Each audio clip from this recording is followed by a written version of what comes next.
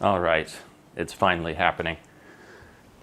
I had a gentleman in the comment section say, hey, I thought you were going to tell us about your experience with WoW to you. And I thought, okay, well, that would be really cool, actually. And I've been playing catch up with all of these cool topics. And that is one that's very near and dear to my heart. And there's a lot to enjoy and to unpack and talk about what it was like. And to say that this will be a cool, if you watch this video, you probably enjoy the stuff I make. And these are things that you likely will have missed over the course of whatever time that I've been doing this.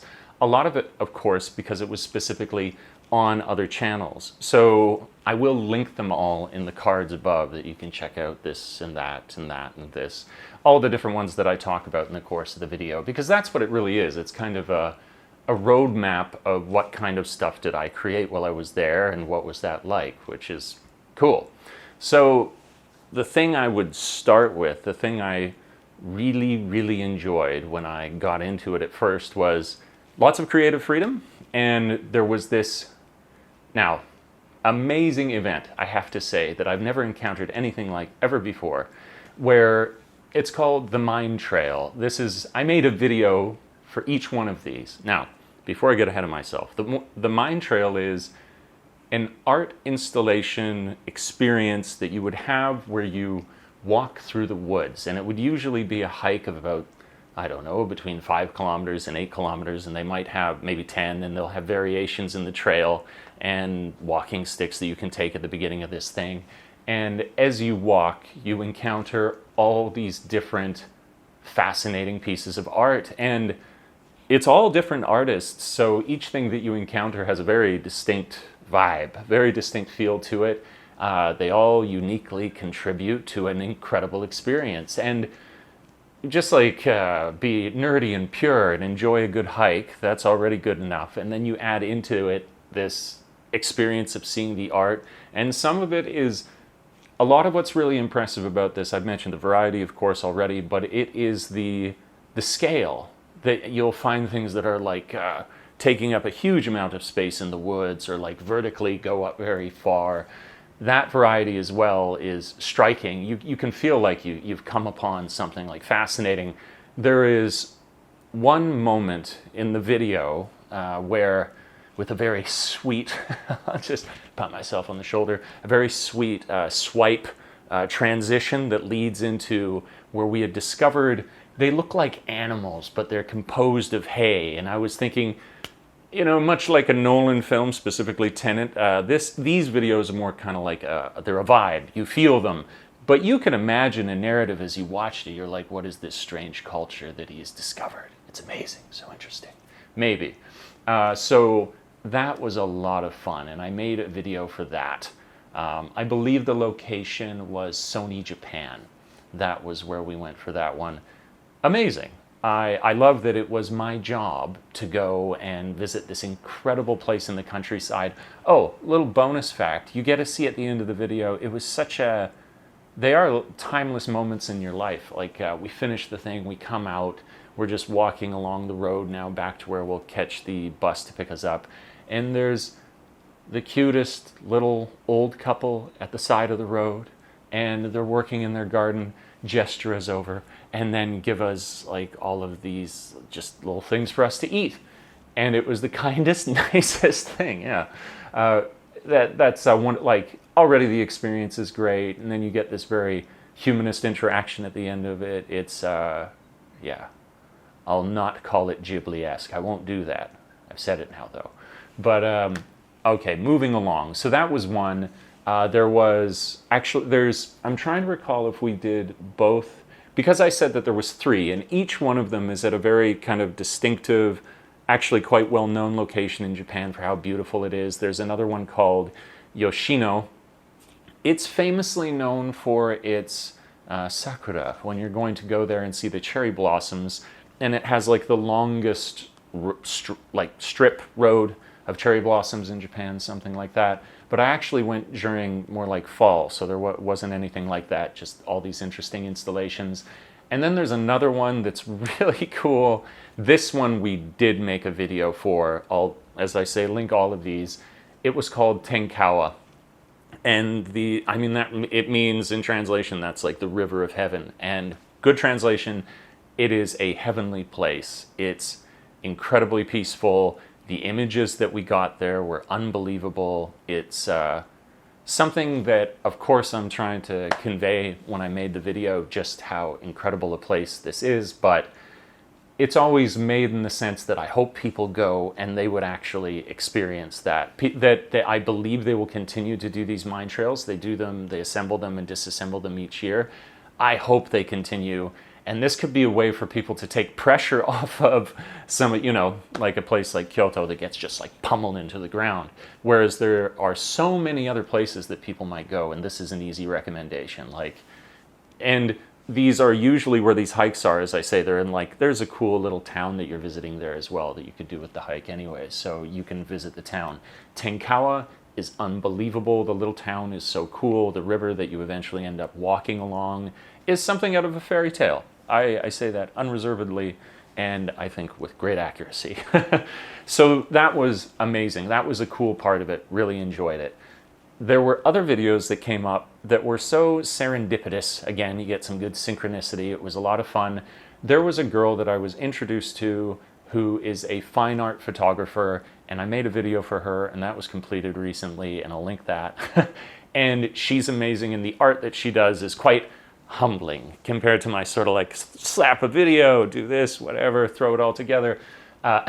Slap a video. I should slap a video together. I don't condone video abuse, anything like that. But I made a video for her, but going out to visit her in the place that she was in Japan, she had lived in the area for a while, and she knew the people well, and when we'd finished filming for her, we'd gone to have lunch at some cool little vegan restaurant up, and it's up on this cliff, so you're getting these incredible views. All the walking you're doing is quite, you're ascending, descending all the time, but really beautiful place. I get introduced to her friend there, who is this American yoga instructor guy who had lived in the country for many, many years and in Kobe and had become an integral part of the community there, and then lived through the Kobe earthquake. He had this incredible story. And in the process of surviving the earthquake and transitioning his life, he was, in essence, inherited this incredibly beautiful yoga retreat halfway up the mountain of this very mountainous area that you're in, on a tram that looks like a cat and is it's so cool. Again, it's this kind of Nolan thing. It's a feeling. You just have to see these places. And I would wish that people would go there. Such an interesting place. And his story was very rich. It was about when he had inherited this place and how they were trying to rebuild it and repurpose it again for the yoga practices. And he was up there with his wife, and then there was this freak storm, and she was pregnant, so they actually had to have the baby up there, and it was this dramatic thing, but it was very peaceful. They managed to do it well, and so it was like a great blessing upon the home. And that made for a really cool video telling his story. And then just this is, you would expect this. This is where it goes very, very YouTube, where I'm like, ooh, interesting story, beautiful place. He's he and I went for lunch at this pizza place called Yamaoka Pizza, and the location is ridiculous. Again, you're in the middle of the woods, and it's so green and lush, and the weather is the environment is so clean and beautiful. It's wonderful, and it's cabin-ish feeling to the way that they've designed this, very constructed of wood, logs. Yamaoka Pizza is so good, and they do it in this amazing stone oven, and we made a video with that. And that was another one of these I like my job moments. It's I'm going to go to this rare and interesting pizza place that only accepts by reservation, by the way. You have to reserve when you go there, I believe. Correct me if I'm wrong, my own video. I'll tell you in there. And there was a fascinating woman there. I took so many pictures. I don't know that I posted that many. Anyways, this woman has this incredible theory. There's two parts, maybe three. And the one area is the restaurant that you're eating in, but then adjacent to that is a kind of cafe. And this woman has a cooking theory, and she talks about it. We got all this translated, and it is about how she loves the sound that food makes specifically when it cooks, and she will create things with that in mind. And I was like, that's so humanly unique, isn't it? What a bizarre little niche to create for yourself. But a fantastic video where there's no exaggeration in the video. When we say how good the food was incredible. It was so good. So that's more experiences that I had that I really enjoyed doing. I'm wondering now, should I just cut to the chase? The big one, essentially, which was definitely, I've had a few experiences making videos for different people for projects, and this was so cool and on a scale that I'd never done before. So no more keeping you in suspense. It is this one. We'll go with this, and this can top off all the cool experiences. So for this one, it was in a town called Iwaki. And Iwaki has the unfortunate fate of being located a good distance, an absolutely safe distance away from Fukushima, but close enough that in the course of the disaster that occurred there, anyone, and you wouldn't blame anybody who's incredibly cautious about going anywhere near there, but of course then there is a limit to how far that concern actually is legitimate, and then there is the point where there's these towns that are going to get impacted by that thinking that is going to destroy them. And so there are towns that were looking for promotion to say, hey, maybe we're actually still safe, and radiation levels aren't threatening here, and the food is great, and so on and so forth. And I was like, okay, that's actually a really cool, odd niche to fill, but yeah, if you do the research and you see the area within which they inhabit exist, you would want to help these people, because I believe that it is safe. I mean, that's why I feel comfortable making the video, obviously. And when we went there, it was so cool, because I had to create this, they asked me beforehand, like, how do you think we should promote it? And we know that there are these places that they have, but we would need a filming schedule created, and yeah, some kind of built out plan that we're going to spend these several days there, and we're going to give you these different places that we could visit, but if you can look up more, we can do those. And it was a big old thing. It was a lot of coordination. I had someone assist me that in this role, had created the shooting schedule and planned the whole thing out in conjunction with the gentleman that I worked with, the liaison. I'm sorry, French word. The guy that I worked with at Wow to You to get this all organized, and we did, and we got there, and it was so much fun visiting this place. Each location that we went to, you're hamming it up in any kind of YouTube video that you make, because you want to be entertaining to a degree. I try not to sell my soul, but it is no exaggeration. These places that we went to filled me with a childish joy. And a lot of them were naturally food experiences. And I haven't traveled too extensively now in my life, but I have traveled a bit. We can say that. So I've had a chance to try different food, different places, different quality, all that stuff. Japan is so good. It's so good. It's amazing, the value that you get. I wonder how long this will last, but it is a beautiful thing, and I am grateful to have lived in a time in which I could be in Japan and enjoy just how amazing their food is. Another thing that was unique and fun to this video, there's a number of places. There was like these underground caves that we visited. There were cafes that we went to. There were... it was a museum we visited, all of these things. I'm going around hosting, blah, blah, blah. It's so much fun. Busy as all get out. But yeah, it was incredibly fun. There was this place called the Hawaiians, this like kind of a water park that we went to, which was a trip. And so this experience was, oh yeah, I was going to mention the icing on the top. Actually, that's how fitting, haha.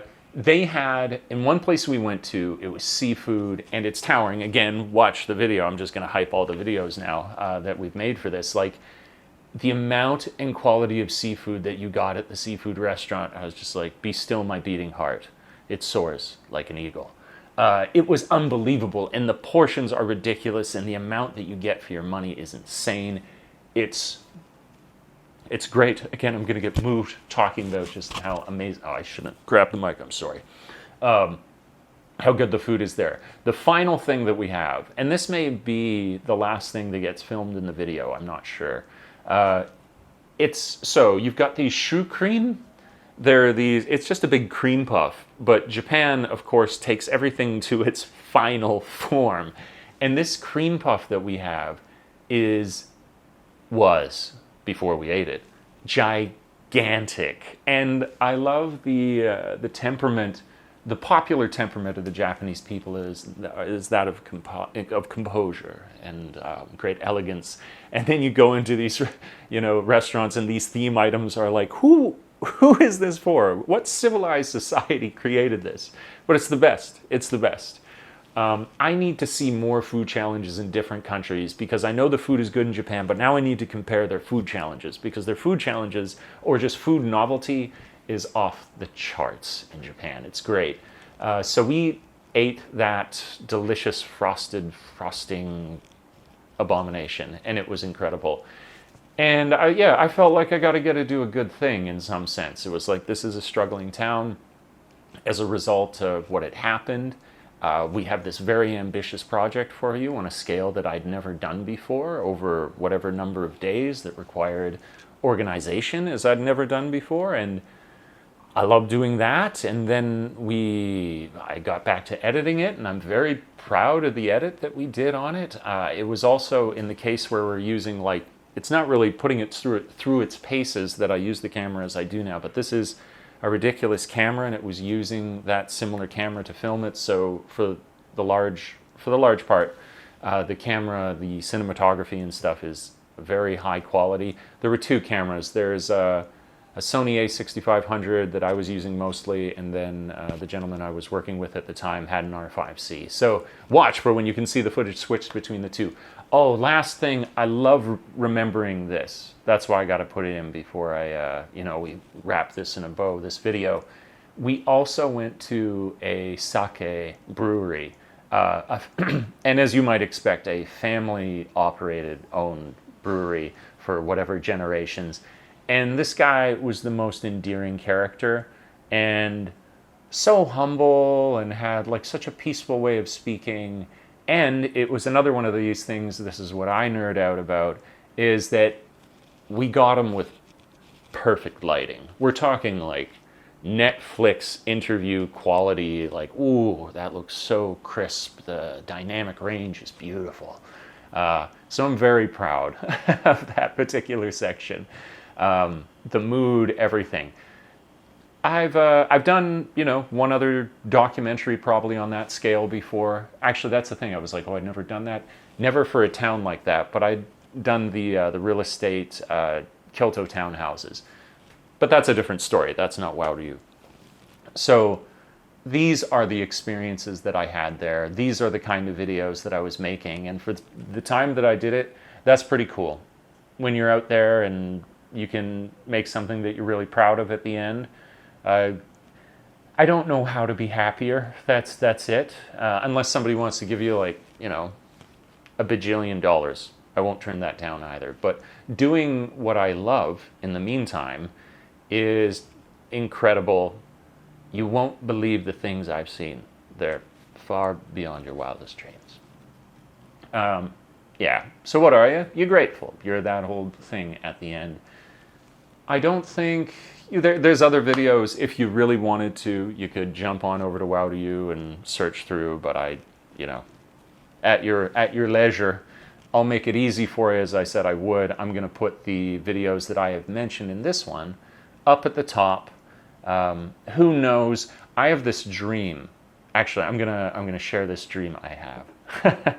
So I love the author Peter F. Hamilton so much. He's his all-time favorite. I've read almost everything that he's ever done. And if I could ever be in a position that I was incredibly wealthy, say the first Wildest Dreams happen, business goes off, it's amazing. If I could get that kind of rich, I would go to Peter and I'd be like, which series, Peter? Unlimited funding, and pick your cast. Not Chalamet. Actually, no, that's not fair. He's white hot right now. He's excellent.